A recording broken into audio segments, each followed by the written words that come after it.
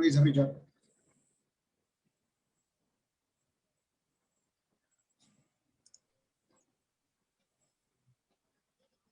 Cinco segundos.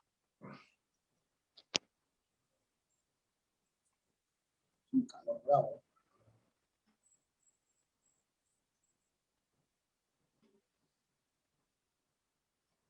Tú me dices.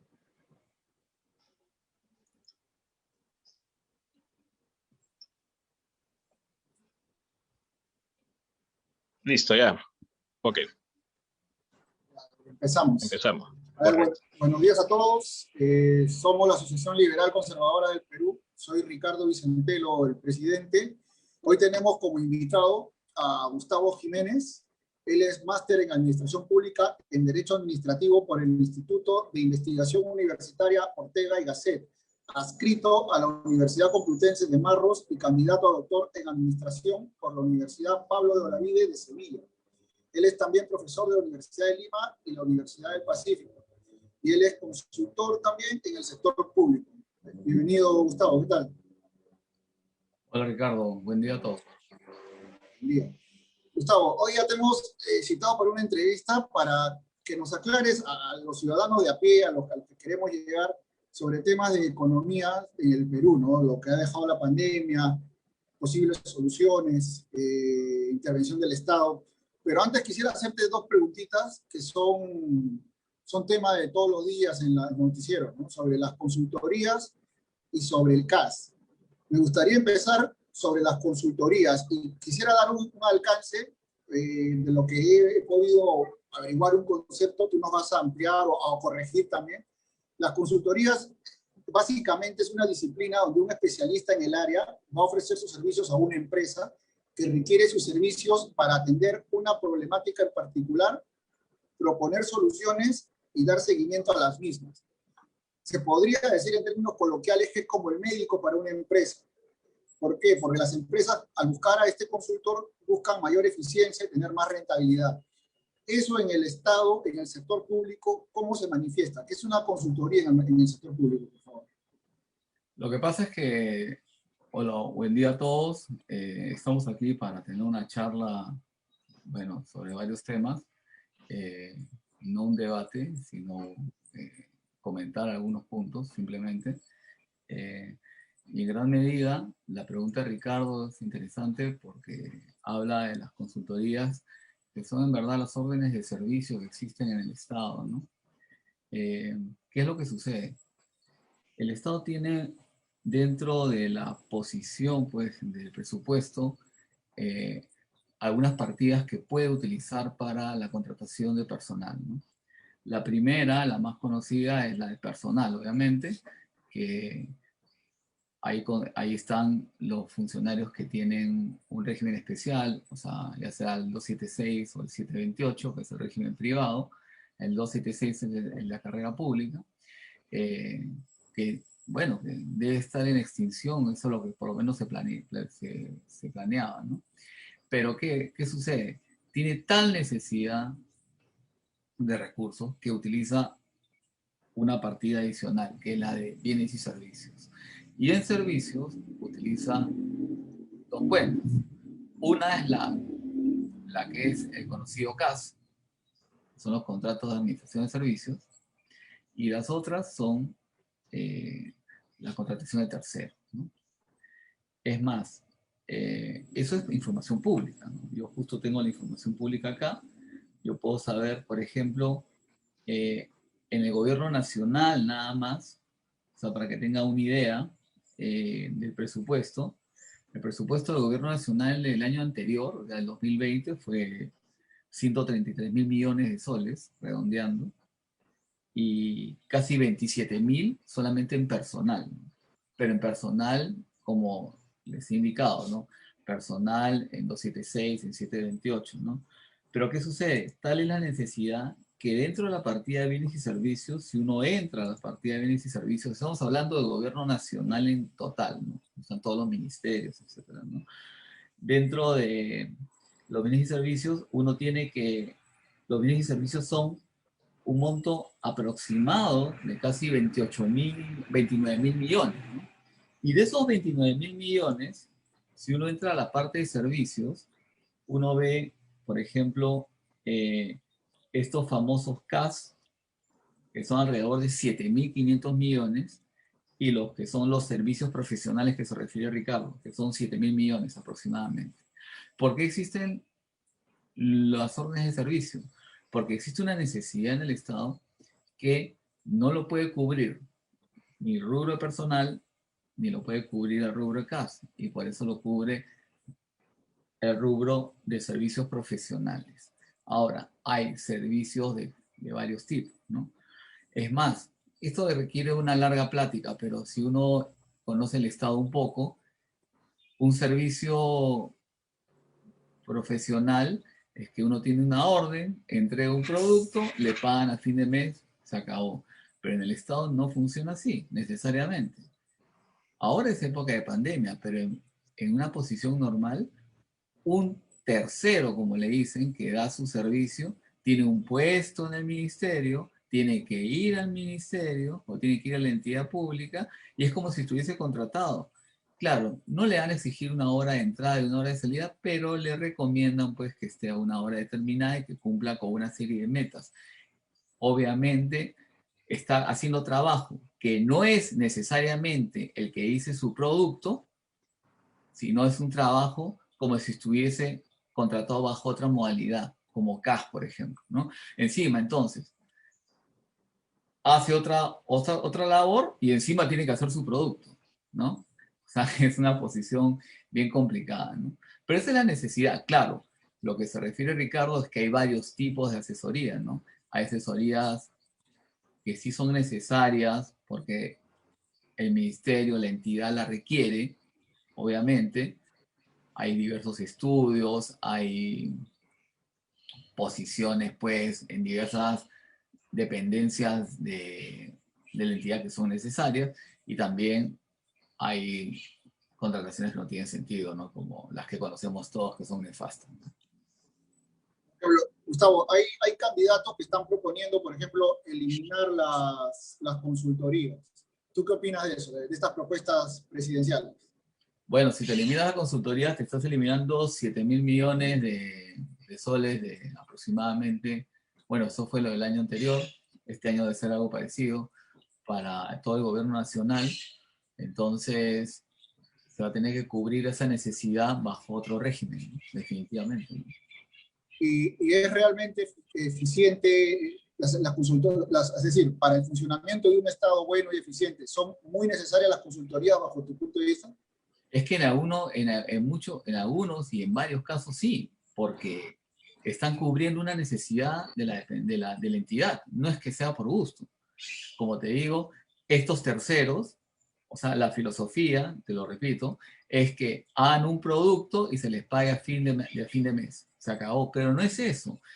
Forman comisiones, son parte de una serie de objetivos de la entidad, hacen trabajo que no es el que necesariamente está vinculado a su producto y están haciendo un trabajo como si estuviesen contratados, pues, ¿no? O sea, entonces, está bien, si lo quieren eliminar, es una propuesta interesante, tendrán que proponer algo más interesante que eso para que pueda tener una posición en el Estado, ¿no? Y el Estado Claro, pueda cumplir sus objetivos. lo que yo entiendo es que son necesarias, pero en el mismo proceso hay gente que se aprovecha de eso. Sí, Algo así. definitivamente, claro. O sea, lo hemos visto, ¿no? O sea, mira los ejemplos que hemos tenido en una serie de ministerios, ¿no? Claro. Entonces, pasemos al CAS, que es parte de las consultorías, ¿verdad? Hablemos un poquito de eso, por favor, porque queremos que el ciudadano de a pie entienda, ¿no? Contrato administrativo de servicio. Es un régimen laboral transitorio. Bueno, ¿Me ven? Es un régimen transitorio que tiene algunos beneficios y otros no. ¿Qué nos puedes hablar específicamente del CAS en sí? ¿Qué tan bueno es? Ahora lo que el Congreso quiere hacer, ya lo explicaste, pero un poquito más detallado, por favor.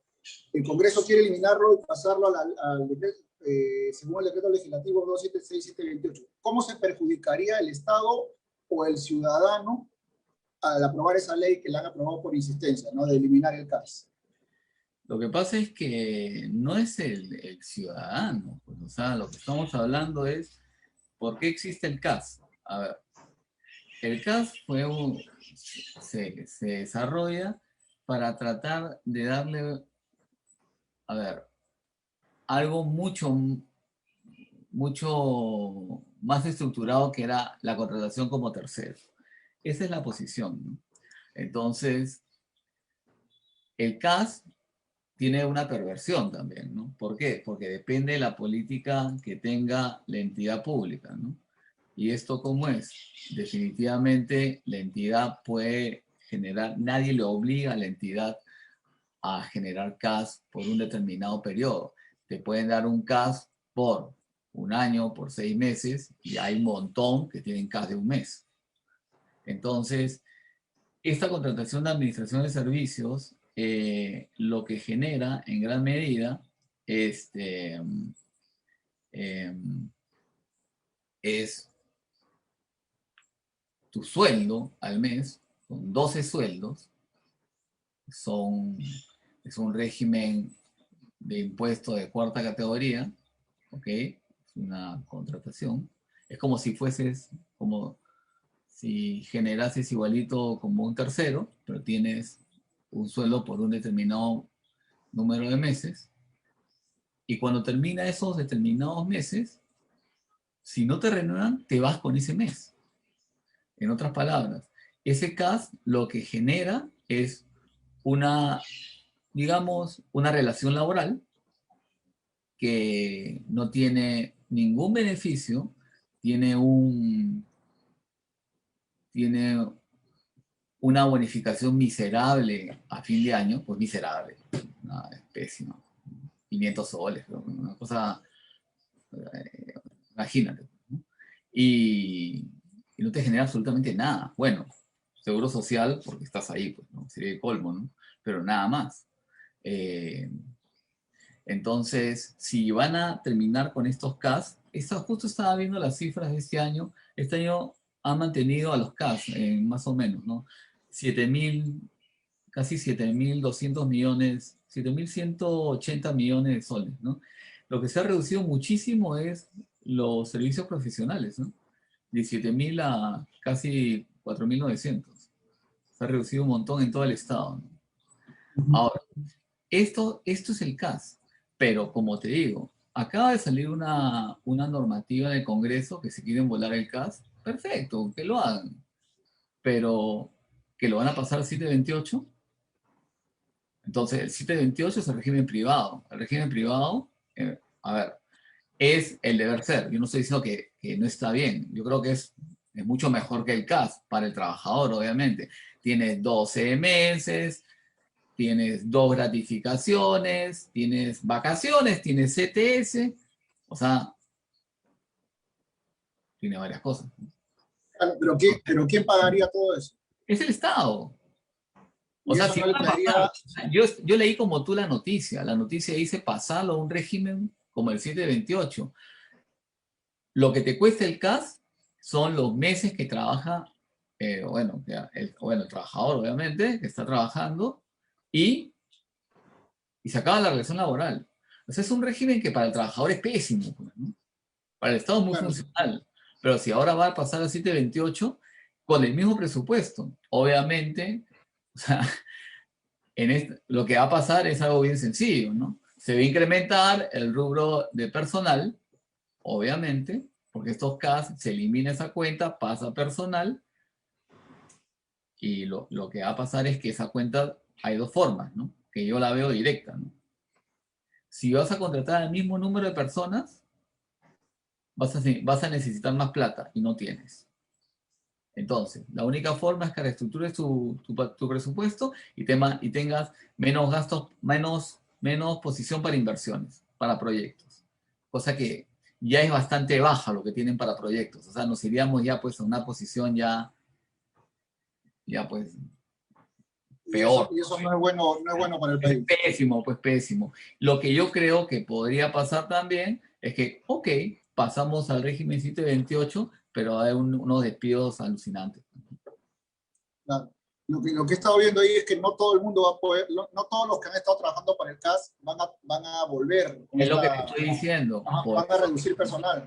Por supuesto, es una forma fácil de reducción de personal porque solo algunos con algo, o sea, los que están nuevos, por ejemplo, que tienen poco tiempo de CAS, todos esos salen, pues. Claro. Ya, perfecto, pero ha quedado bastante claro, creo. Ahora pasamos a uno de los puntos globales para conversar sobre la economía, ¿no? Uno de los temas que se toca bastante es la economía social de mercado. ¿Qué es? Y si es que el Perú tiene ese tipo de economía social de mercado, por favor.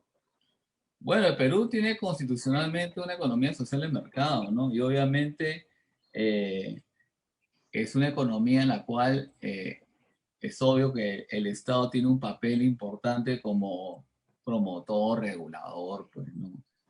Y y obviamente fomenta el crecimiento económico, pero obviamente la posición de avanzada la tiene el privado, ¿no? Claro, hay un ejemplo de los aeropuertos que nos diste la vez pasada sobre cómo el Estado interviene en los lugares donde el privado no puede intervenir. Básicamente es eso la economía social de mercado. Ese es constitucional, ¿no? Ese es el principio de subsidiariedad, pues, ¿no? O sea, eso no hay nada extraño, ¿no? Existe, obviamente, una posición que el Estado garantiza la inversión y promueve la promoción de la inversión privada, pues, ¿no? Entonces tienes aeropuertos como Jorge Chávez, que está concesionado. Hay gente que cree que está privatizado, está concesionado, ¿ya? La concesión es un tipo de asociación público-privada que mucha gente desconoce, que la APP tiene 1000 formas, o sea, una es la concesión, ¿no?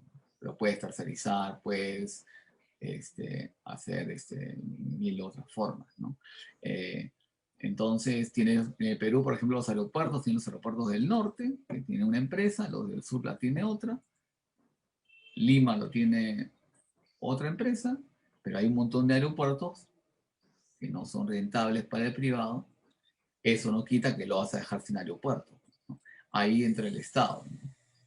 Entonces, tú tienes JAO, Jaguanuco, pues ahí está Corpa, ¿no? Esos aeropuertos son básicamente estatales, entre comillas. No, son del Estado, pues, por Son favor. del Estado completamente. Igual que Cusco Cusco, todavía, pues, ¿no? El es colmo. estatal, el Velasco Astepe. Es estatal y es pésimo, ¿no? Es muy chiquito. Ah, En el sector de educación, me dijiste que el gobierno había estado en ese plan que tú dices de concesionar el sector de educación, ¿verdad? Que había estado solo que la pandemia lo frenó con los colegios. claro, lo que pasa es que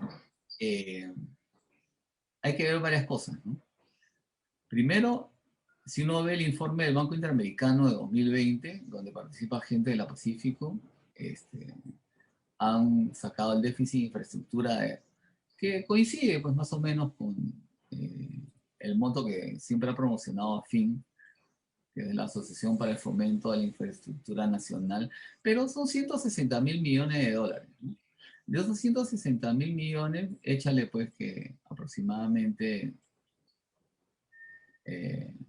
si lo vemos en gran medida, hay un sector muy fuerte en los sectores dinámicos de la economía como transporte, comunicaciones, ¿no?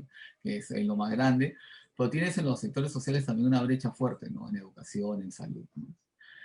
Proinversión, que tiene una cartera encargada, obviamente, pues se le tiene que encargar, y tiene una labor interesante, pero no muy dinámico, ¿no? Pero no es muy dinámico no por él, sino porque la economía está paralizada, ¿no? También, ¿no? Y obviamente tiene una cartera muy pequeña, una cartera uno ve pues la cartera por inversión porque es chica, ¿no? Más o menos toda la cartera pues es el 3% de los 160.000 millones, ¿no? Es bastante poco, ¿no?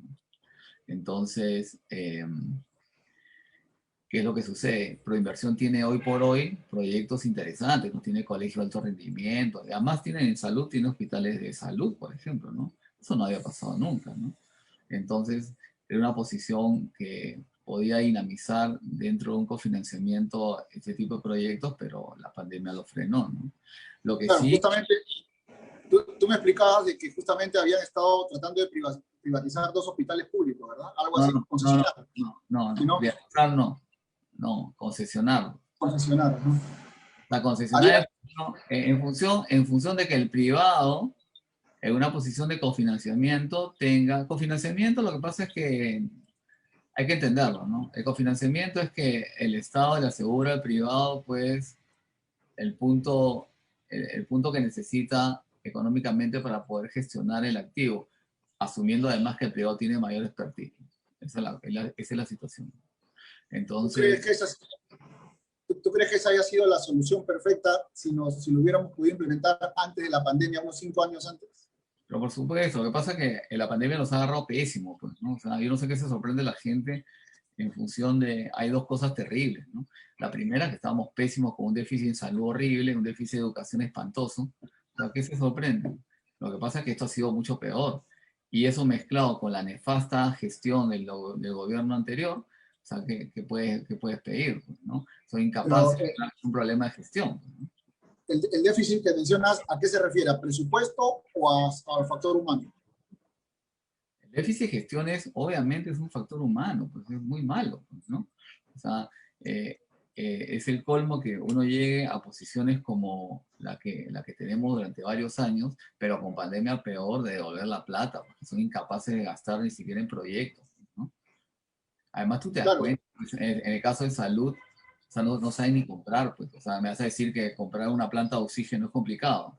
O sea, no es que estás haciendo una carretera, o sea, 11 meses sin oxígeno. O sea, en el mundo nos deben creer, pues, un país esotérico, pues, ¿no? Que somos incapaces de comprar oxígeno. O sea, es el colmo esto.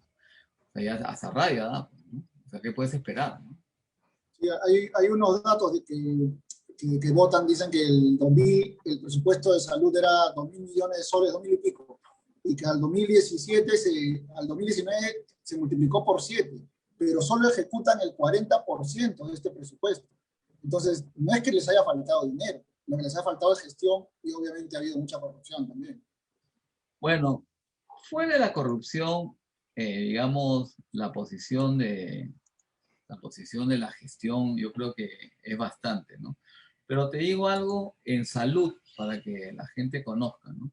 En salud del 2020, este, salud tenía un presupuesto grande, ¿ah? 12.700 millones. Solo giró 11.300.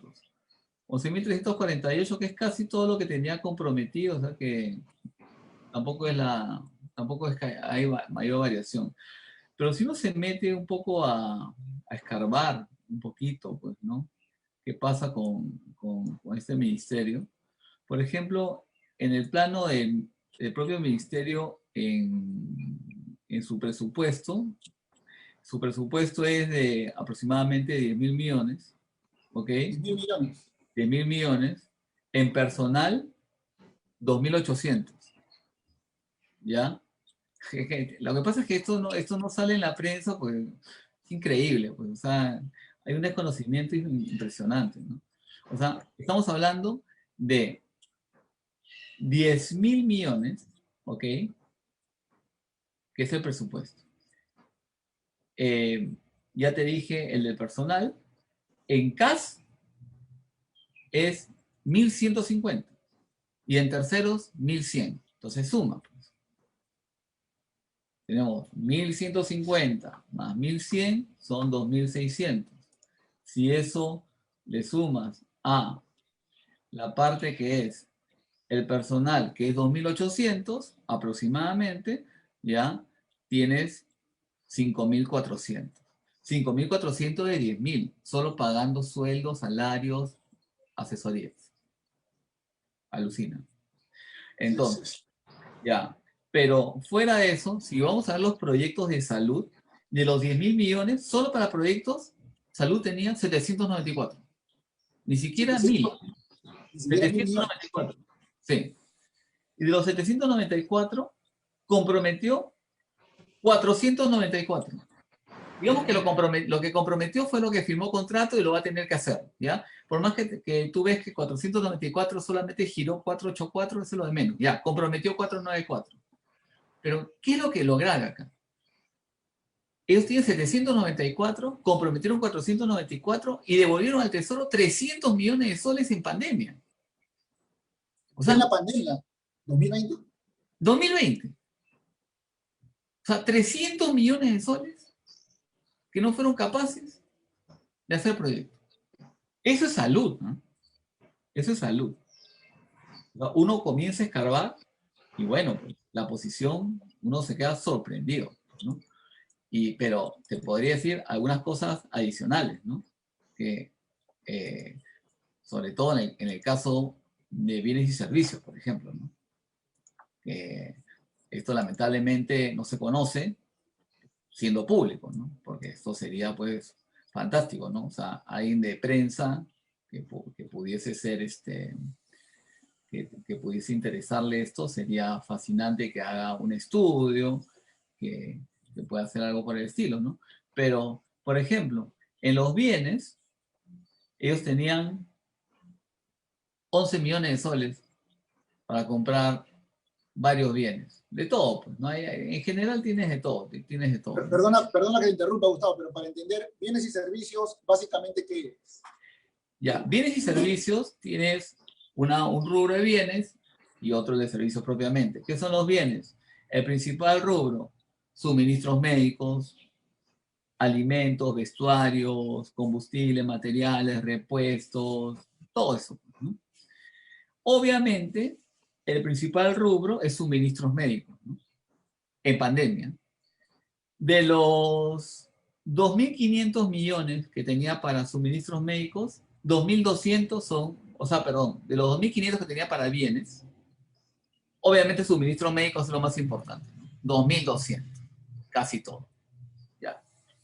Increíble, ¿no? Solo comprometieron 1.936. ¿Qué significa? Que si uno resta 2.205, tú restas 2.205 menos 1.936, te sale en plena pandemia 269 millones de soles devueltos al Tesoro por no comprar suministros médicos. ¿Qué La tal? gente no tiene oxígeno. Ya bueno, y no hay oxígeno, ¿no? Es increíble, ¿no? En ¿Y eso verdad. pasa por qué? ¿Por quién? ¿Por qué? ¿Cuál es el motivo ahí? Mala gestión, netamente incapacidad. Sí, total, total, o sea, a mí me parece que la responsabilidad absoluta es del presidente. La responsabilidad no se delega, la responsabilidad es del presidente y de los funcionarios que estuvieron al mando del ministerio, ¿no? Obviamente, ¿no? O sea, esa señora no va a poder salir a la calle durante mucho tiempo. O sea, Sí, que no es algo. una gestión nefasta, ¿no? O sea, por favor. Y gastaron en cosas sin sentido, pruebas rápidas, un montón de cosas sin sentido, ¿no? Se gastaron millones en tonteras. Bueno, pero acá estamos viendo lo que no gastaron, ¿no? Porque, Ajá.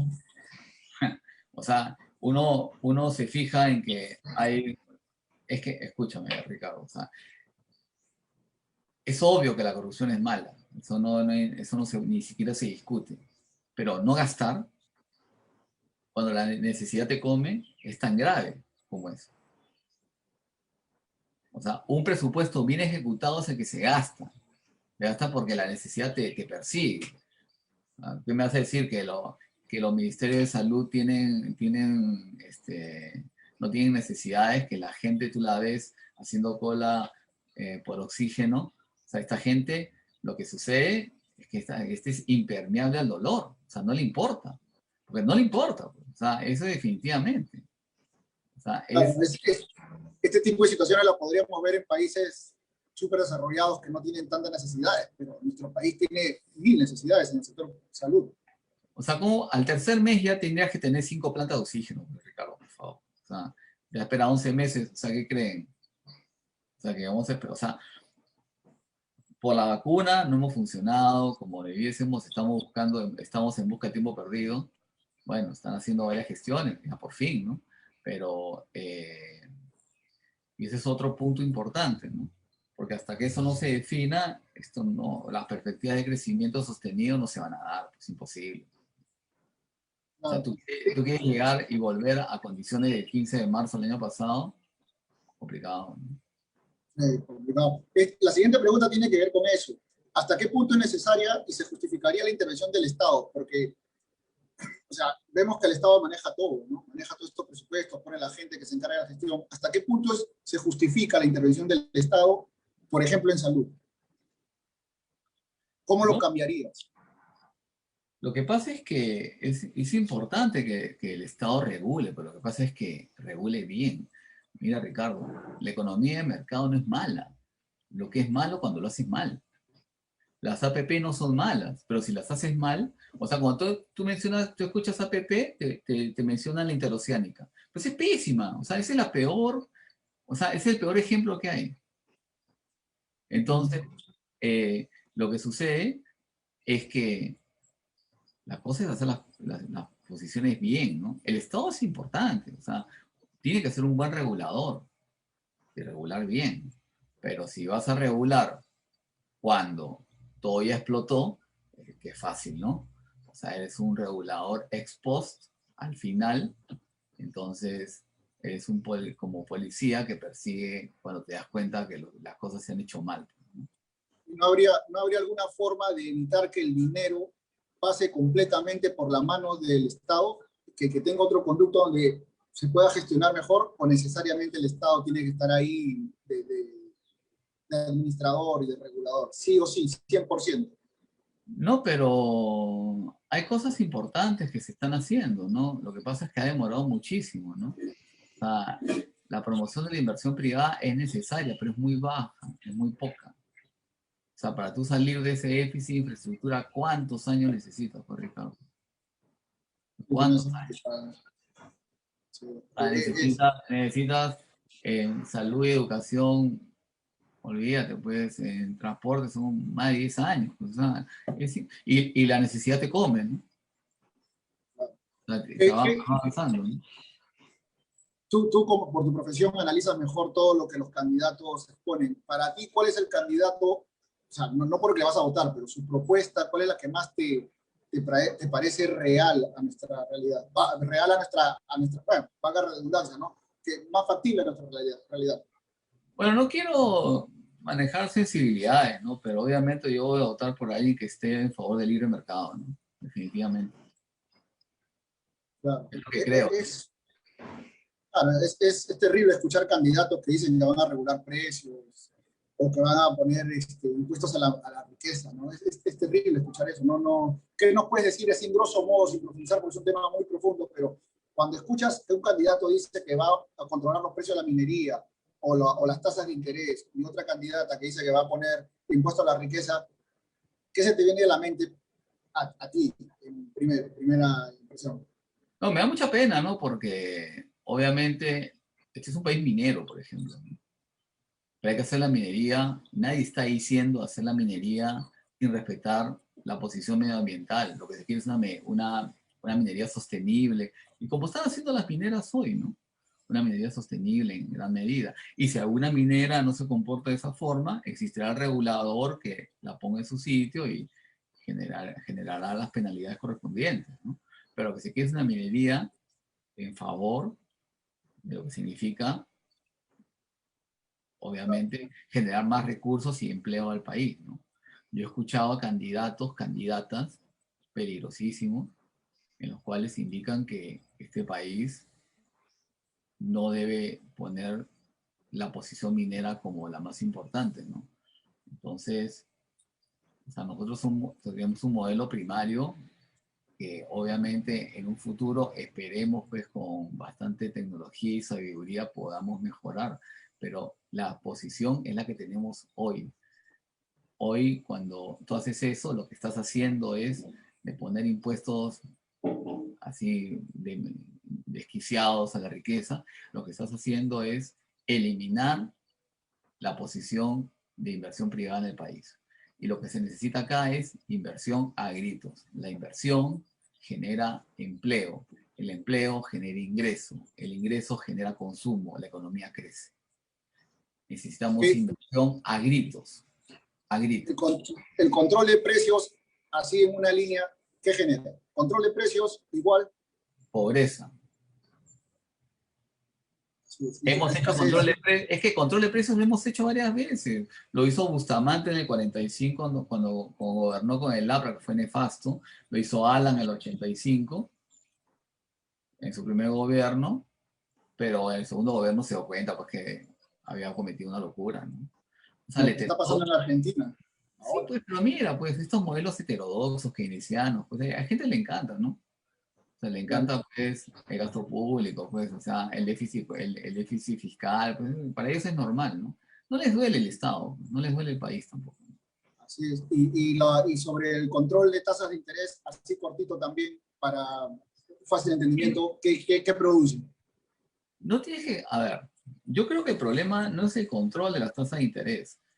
Lo que sucede es que el problema del país es el sobreendeudamiento de la gente, lamentablemente, ¿no? O sea, hay gente que, obviamente la coyuntura ha sido bien complicada, Ricardo, o sea, el año, bueno, esto viene de muchos años, ¿no? Pero te hablo hoy, ¿no? Del año 2020, el banco no va a perder, ¿no? Y obviamente te puede reestructurar la deuda, pero tienes que pagarla, ¿no?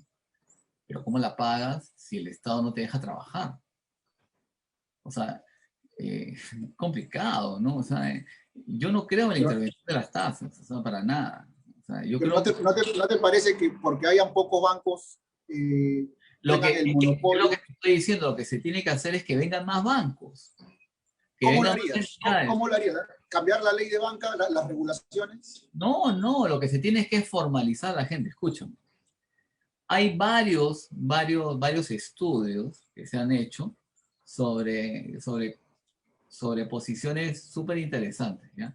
De la formalidad, la informalidad, etcétera, ¿no? Pero, por ejemplo, hay uno reciente, ¿ok? En el que uno se queda loco, ¿no? Por ejemplo, midiendo los impuestos, ¿ya? Tienes casi 2 millones de informales que son clientes del sistema financiero. Son clientes, ¿no? ¿Ok? Y que tienen crédito del sistema financiero. ¿Y por qué? Porque una entidad financiera muy formal les puede dar un Le crédito. dan tarjeta de crédito, o sea, le dan tarjeta de crédito, digo, obviamente es responsabilidad del banco. Pero, ¿qué te digo? O sea, tienen crédito, son informales, no pagan impuestos, ¿ok?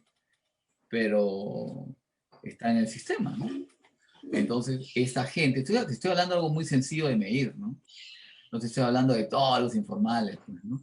Pero te estoy hablando de ese pequeño sector que, oye, si ya los tienes ahí, sabes cuáles son, tienes su dirección, dónde viven, una cosa, ya pues, o sea, hay que hacer la posición para que sean formales, ¿no? Eso es lo importante. La formalidad de Perú es miserable, ¿no? Son pocas personas, es muy complicado, ¿no? Así no se puede crecer. ¿Tú crees que la informalidad vaya de la mano con los impuestos altos y la gran cantidad de impuestos que hay ahorita? Lo que pasa es que estamos hablando del impuesto a la renta, ¿no? ¿No? Pues Claro. el IGB lo paga todo el mundo. O sea, lo que pasa es que la posición la formalización cuesta mucho para el informal. Pero hay una parte importante. La gente se quiere formalizar en un gran sector de la economía. Pero, ¿qué puedes pensar? Pues mira las medidas que han tomado. O sea, lo que hemos hecho nosotros, acá en el Estado, ¿ya? Lo que se ha hecho, o sea, lo que han hecho en general el gobierno anterior y lo que hemos hecho en el Perú, es matar a la economía formal. Si tú cierras, este es un país de servicios, Ricardo, o sea, si tú cierras los negocios de galerías, de centros comerciales, estás matando la formalidad. Lo que estás generando es mayor informalidad. Bájales el aforo, pero déjalos trabajar, porque esta gente se va a ir en la informalidad. O sea, ponte a pensar, mira, tú eres dentista. Tú que los dentistas que son los que más se han puesto la mascarilla, los guantes de protector facial, ahora y te cierran 6 meses. O sea, a ustedes que son los que más se han cuidado. O sea, imagínate, esto no ha sido pensado, o sea, lo que hicieron el año pasado ha sido de locos, ¿no? O sea, esa caída del PBI, o sea, haber caído más de 11%, eso se lo van a llevar pues a la tumba, ¿no? Ellos son responsables de lo que pasó acá, ¿no? Ningún país tuvo las medidas tan estrictas como el Perú, nunca, nada, ningún país ha tenido tantos muertos y ha matado a la economía como lo que hizo Vizcarra, ¿no? Es el gran responsable de todo esto. Es que hay una dicotomía ahí entre salud y economía que para mí es absurda, ¿no? Las dos tienen que ir de la mano, o sea, no se puede destruir la economía para salvar la salud. Pero, pero si le cierras el negocio a la gente, ¿cómo se va a curar si no tiene plata? Bájale. ¿Cómo vas a solventar el sector salud después también? Pero ¿no? hay una posición importante también, ¿no? O sea, hay una posición de educación, ¿no? De impunidad que existe en el país, ¿no? O sea, por ejemplo, yo me acabo de mudar y he estado viviendo en un edificio muy bonito, todo, pero los vecinos, pues, era el reflejo de la impunidad, pues, ¿no? Hacían lo que les da la gana, ¿no? O sea, nunca se ha respetado absolutamente nada, ¿no? Si uno tuviese conciencia en general, y conciencia en los demás, ¿no? O sea, tú te puedes reunir con quien te dé la gana, pero obviamente no con el escándalo, ¿no?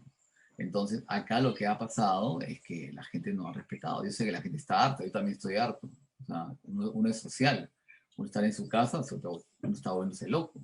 Pero hay que ver por el cuidado que debe tener, ¿no? En general, a la gente que tú ves, el cuidado propiamente. ¿Cuánta gente que se ha descuidado ha contaminado al viejo y se ha muerto, ¿no? O sea, esa es una irresponsabilidad, ¿no? Cosas tan simples como esa, ¿no? Pero la impunidad, la evasión,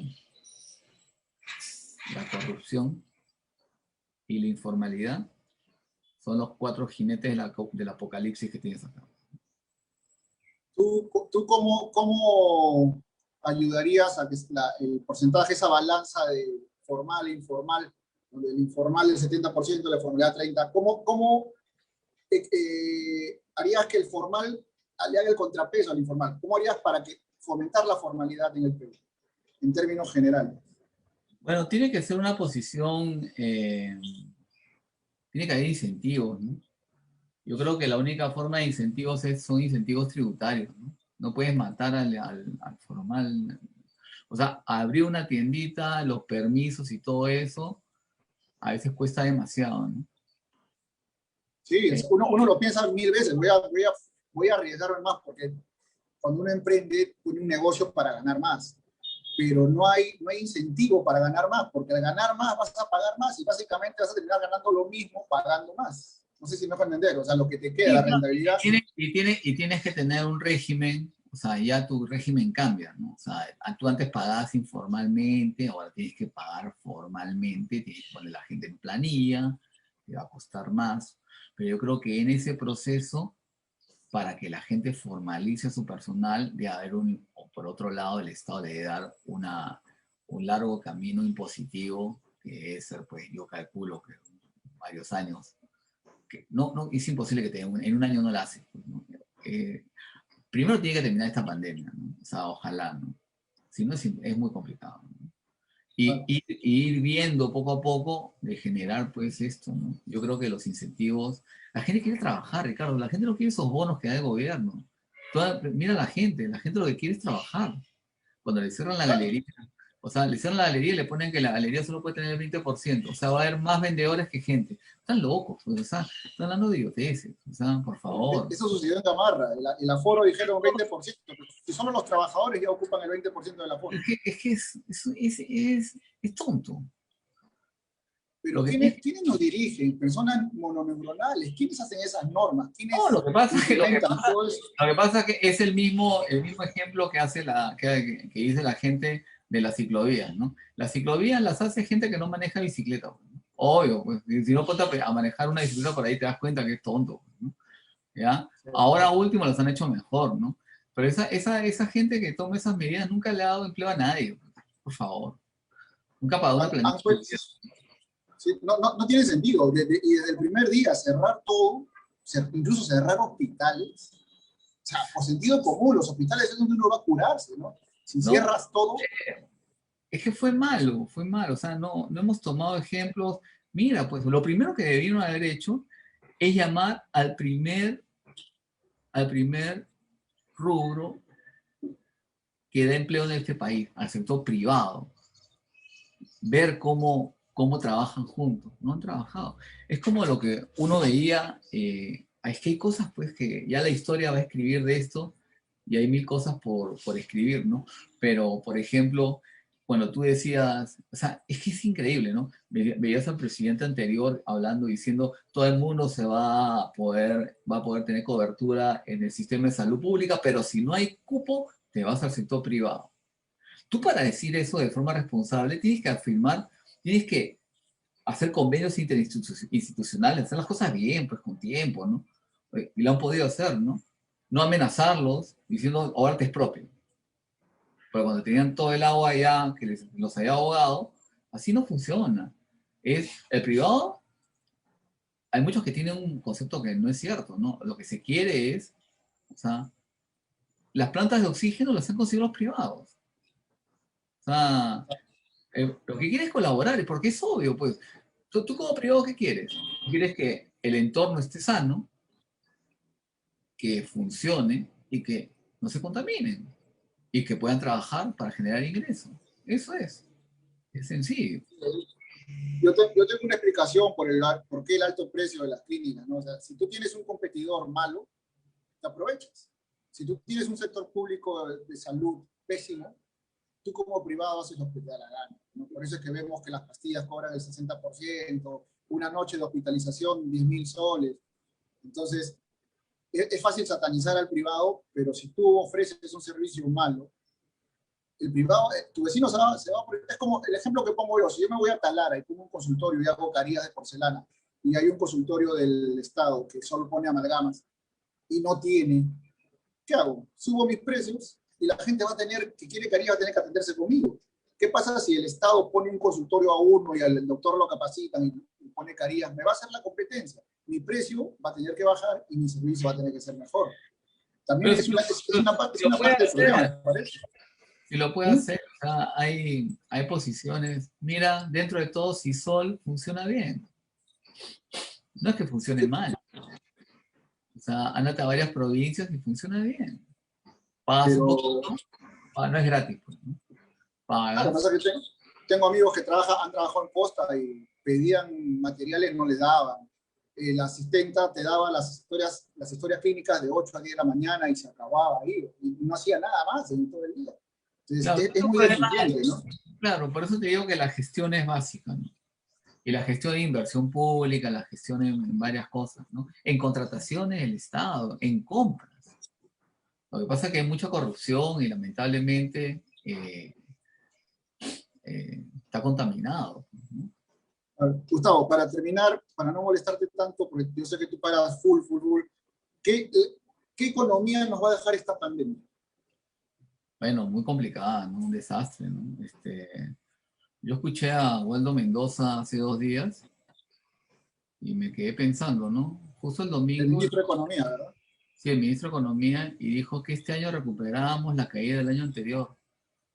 ¿Por dónde? Yo lo he escuchado, no es que me lo he leído, o sea, lo escuché en televisión. Entonces, ¿por dónde? ¿Cuál es tu visión de este año en economía para el Perú? Si se crece, va a tener que ser con mucha inspiración, y va a ser muy poco, ¿no? Ese 9% que están pensando ni hablar, ¿no? Ahorita la posición es bien complicada, ¿no? Lo que tienen que hacer es, claro, es manejar bien la posición del sector real, que es el que verdaderamente da empleo. La gente quiere trabajar, déjenla trabajar.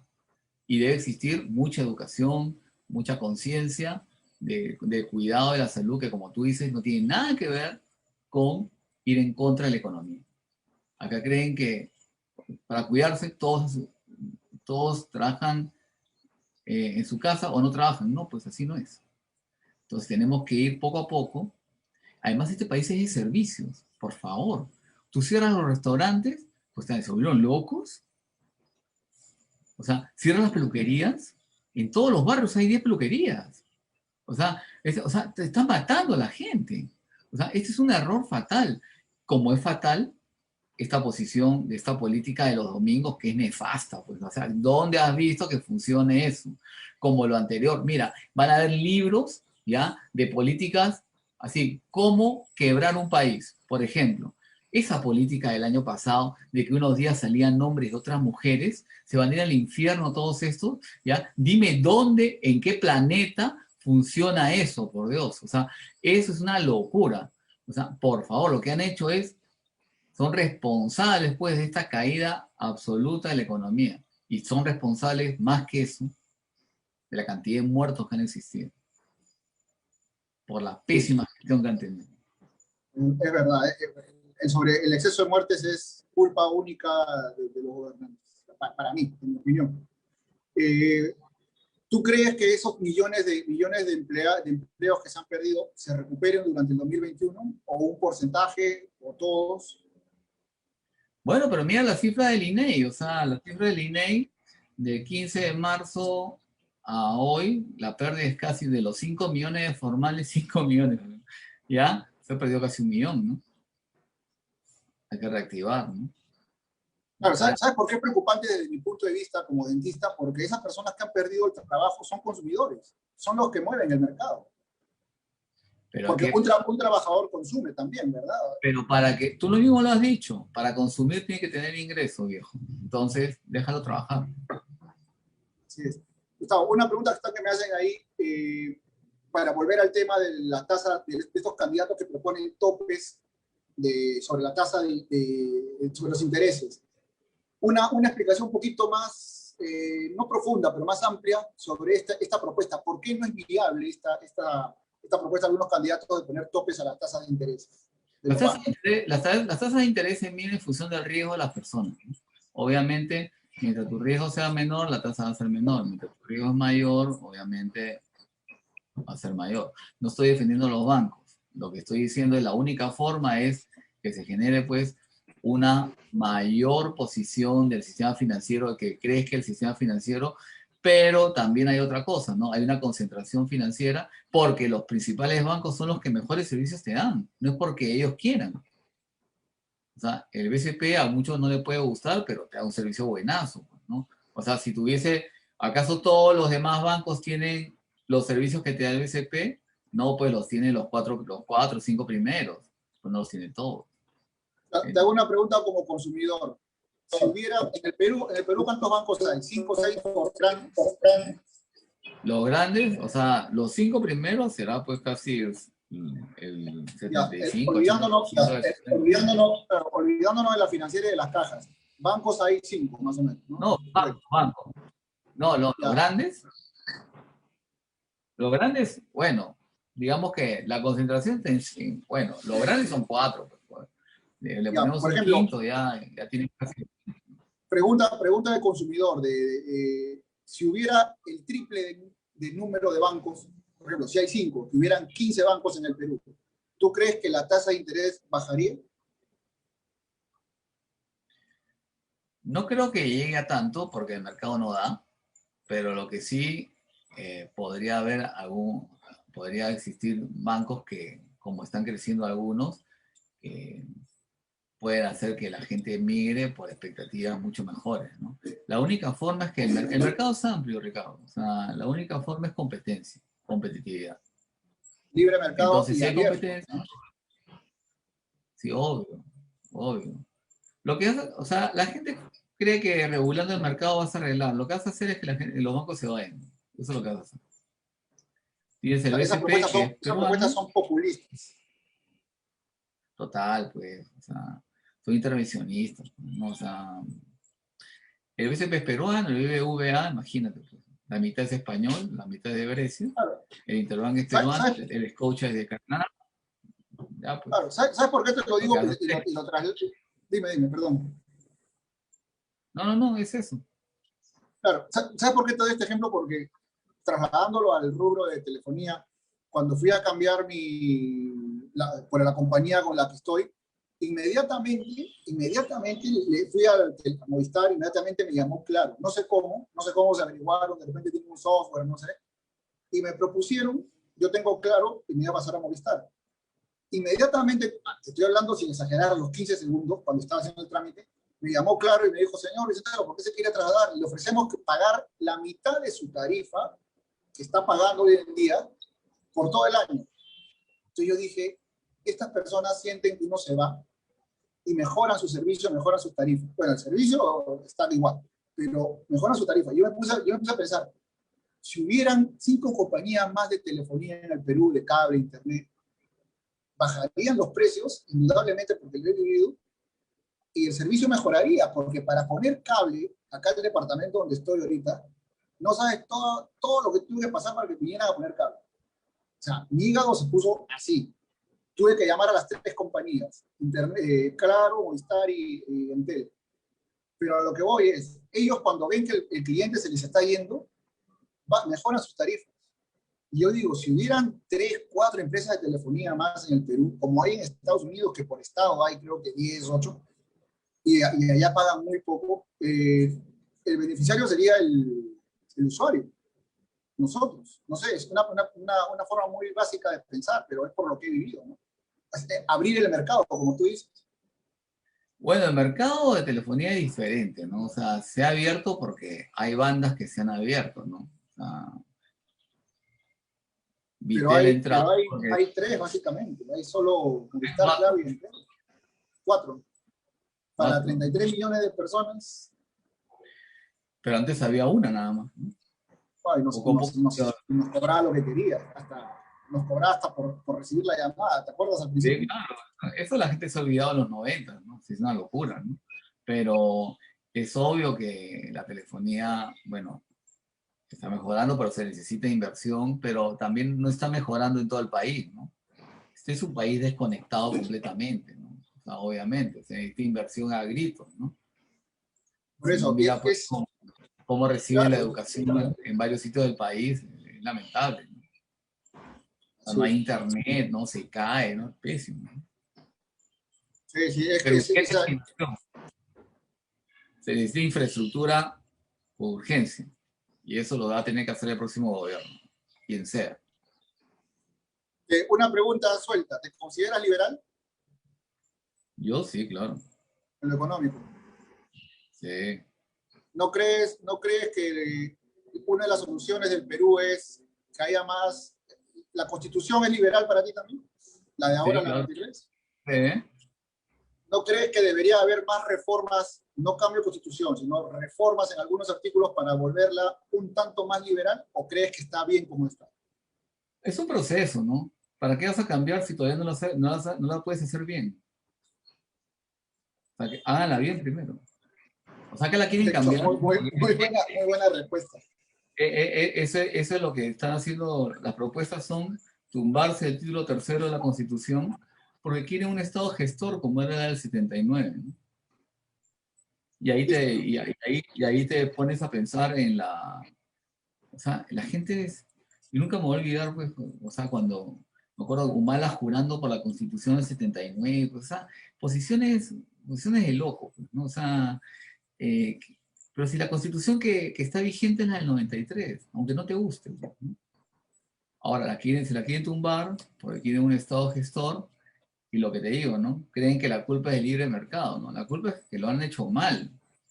Obviamente, lo que tienen que hacer es promover la competencia, promover la inversión privada. Necesitamos inversión como locos y los que somos responsables somos nosotros que hemos alejado la inversión privada con cuando ha tenido oportunidades de invertir y ha querido invertir. Nosotros somos con posiciones de 1000 peros para la inversión privada, se han cansado, se han ido y con actos de corrupción también se han ido. Entonces, muchos de los que se quedaron fueron los que hicieron entrar a un sistema que es totalmente, bueno, cuestionable, como son cuestionables esas empresas ahora, que son las que tienen problemas, pero eso no quita que la inversión extranjera no sea necesaria, es necesaria, la necesitamos urgente, por experiencia, por capitales. O sea, lo que creen es que el Estado puede ser gestor de todo. Bueno, yo les doy la noticia, ¿no? Si creen eso, bueno, pues el Estado va a tener que invertir en esas posiciones y va a haber menos salud, menos educación, menos menos policías, porque aquí hay cada vez hay menos médicos, hay problemas en la educación, hay un déficit de policías horrible que la gente no conoce, pero hay un montón y eso es grave. Sí es. Una pregunta que es la que normalmente mueve a los liberales, ¿no? Tú sabes que el liberalismo es no antiestado, pero es lo más pequeño que se pueda. ¿Tú crees, según la realidad y como tú conoces al Estado, tú crees que el Estado peruano en conjunto se pueda reducir algo, bastante, nada? Pero ¿para qué lo vas a reducir? Primero, gestiona bien lo que tienes. O sea, tú quieres reducir o quieren ampliar, trabajen bien lo que hay. Y ahí tomen decisiones. Eso lo hará el próximo gobierno. Puedes tener Perfecto. detalles. Eso es. Perfecto, Gustavo. Muchas gracias. Ha sido de verdad bastante fácil de entender qué es la finalidad de la asociación, ¿no? Llegar a las personas que no tenemos conocimientos de economía. Creo que Aristóteles fue el que dijo que alguien que quiere entender a su país tiene que entender economía, y es lo que deberían enseñar en los colegios, ¿no? No solo conceptos como PBI o eso, sino hacernos entender cómo funciona la economía en nuestro país. Lo que habla de la Constitución, el libre mercado, cómo interviene el Estado en la salud, en la educación, en la seguridad. Muchísimas gracias, Gustavo. Gracias a todos por estar ahí. Esto está en Facebook Live, lo vamos a postear también, y que sirva para que la gente tenga mayor entendimiento del medio en el que se mueve, ¿no? En el que nos movemos. Un abrazo, Gustavo. Te comprometo para otra próxima, porque ya que estamos con todo lo de las elecciones, nos gustaría tocar a profundidad el tema de las propuestas económicas de algunos candidatos, como la de López Aliaga también, o la de Soto, ¿no? Que son más o menos liberales, pero también la del otro lado, la de Verónica Mendoza, la del Lescano, bueno, la de Forsyth no sé cuál es, pero se tocará si se puede. Te comprometo para eso, por favor. ¿Está bien? Perfecto. Sí. Muchas Bueno, gracias. muchas gracias. Saludos. Gracias. Hasta la próxima. Gracias. Cuídate. Chao, Gustavo. Chao. A ver, muchas gracias a todos por estar ahí, y los que vayan a ver este video, no se pierdan, van a venir más, para como repito una vez más, fácil entendimiento. Todos formamos parte de esta sociedad, todos tenemos que saber cómo funciona, qué nos proponen, porque es fácil hablar, es fácil decir voy a solucionar esto, pero el tema es que nos expliquen cómo, si es viable, si es factible la solución que ellos proponen. Como por ejemplo Lescano, que dice que va a poner un satélite. Yo digo, ¿para qué? Si según el censo del 2017, casi el 40% de la población peruana en general, no Lima, porque el Perú no es Lima y Lima no es el Perú, casi el 40% no tiene computadora en su casa. Son propuestas totalmente populistas y ridículas. Vamos a explicar por qué la regulación de precios produce escasez de una manera muy sencilla, para que se entienda cómo nos mienten. Vamos a hablar también de López Aliaga sobre su tren de norte a sur y sur a norte, si es viable también, si realmente generará divisas, generará puestos de trabajo. Las propuestas de Soto sobre la propiedad privada, sobre darle la propiedad privada al campesino o al minero que está sobre una ciudad, y si encuentra oro, que el oro sea de él y no del Estado, como está en la Constitución ahora. Si todas esas propuestas son viables, ¿no? Pero de una manera fácil de entender, porque todos somos la sociedad, todos formamos este país, y tenemos que entender todos para escoger bien, y no ir a votar porque nos obligan, o no ir a votar para no pagar una multa. Muchas gracias a todos y hasta la próxima. Nos vemos el jueves. Hay una entrevista al doctor Enrique Gersi sobre las libertades en pandemia. Un abrazo a todos. Gracias por estar ahí. Perdón, es Lucas Gersi, no es Enrique. Es el hijo, es constitucionalista, y él va a hablar. Él ha hecho muchas demandas al Estado, muchos recursos de amparo él ganó esta demanda sobre las personas adultas cuando las quisieron recluir en sus casas. Él fue quien ganó esta demanda, y eliminaron esa norma en un ratito porque era anticonstitucional y era estaban privando de la libertad de una forma muy, muy abrupta a las personas mayores, ¿no? Ilegal. Muchas gracias a todos. Nos vemos.